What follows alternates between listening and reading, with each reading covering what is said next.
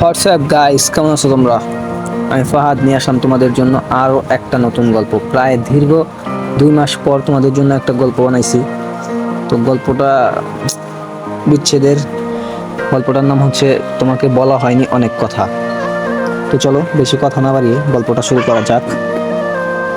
তোমাকে বলা হয়নি অনেক কথা, গোপনে তোমার জন্য বুকের ভেতর কত কথা জমিয়ে রেখেছি তা হয়তো তুমি নিজেও জানো না। একটা অদৃশ্য ভয় ছিল আমার, সম্ভবত তোমাকে হারিয়ে ফেলার ভয়। সেই ভয় আমাকে এমনভাবে তাড়া করলো যে তোমাকে আর আমার মনের কথা বলা হয়ে ওঠেনি।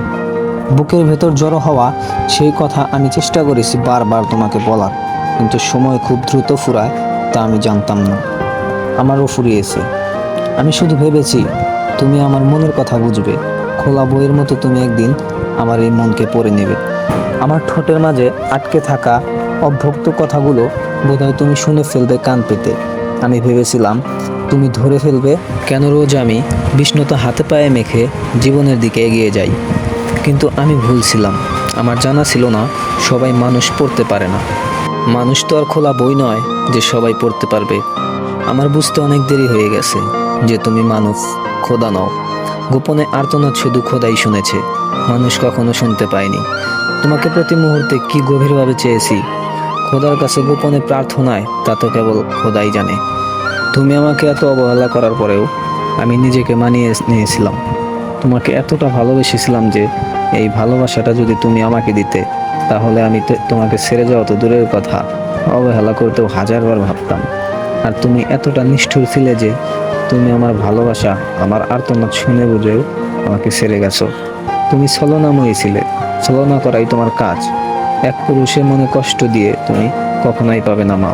প্রিয়, এই ভাঙনের যুগে এসেও যদি বলি আমি তোমাকে পাগলের মতো ভালোবাসি, দূর থেকে নীরবে প্রতিটি নিঃশ্বাসে তোমার নাম উচ্চারিত, যদি বলি রোজ আমি তোমাকে কল্পনায় আঁকি, যদি বলি তোমার কল্পনায় ঘেরা এক অন্য জগতে হারিয়ে যাই আমি, তাহলে কেমন লাগবে তোমার? তোমার সে মায়াময় হাসিটা দেখার জন্য আমি প্রতিদিন অজস্র অজুহাত তৈরি করি, যা হয়তো তুমি কোনোদিনে জানবে না। প্রিয়, তুমি কি আমার আকাশ হবে, এমন একটা আকাশ যাকে আমি সকাল বিকেল দিন রাত চেয়ে থাকবো, কখনো ক্লান্ত না হয়ে? তুমি কি জানো ভালোবাসা সহজ, কিন্তু কাউকে আগলে রাখা সেটা শুধু ভালোবাসা না, সেটা একরকম প্রতিজ্ঞা। যাই হোক, তোমাকে নিয়ে আবেগপূর্ণ কিছু কথা বললাম, তো আমার আর কিছু বলার নেই। তো গাইস, গল্পটা ছিল এ পর্যন্তই। যদি গল্পটা ভালো লেগে থাকে অবশ্যই লাইক অ্যান্ড সাবস্ক্রাইব করে দেওয়া। অনেকদিন পর গল্প নিয়ে আসলাম, গল্পটা তেমন ভালো হয় নাই, তবুও চেষ্টা করছি যতটা ভালো করা যায় চেষ্টা করছি আমি। তো সাপোর্ট করবো বেশি বেশি। আল্লাহ হাফেজ, ভালো থাকবে সবাই।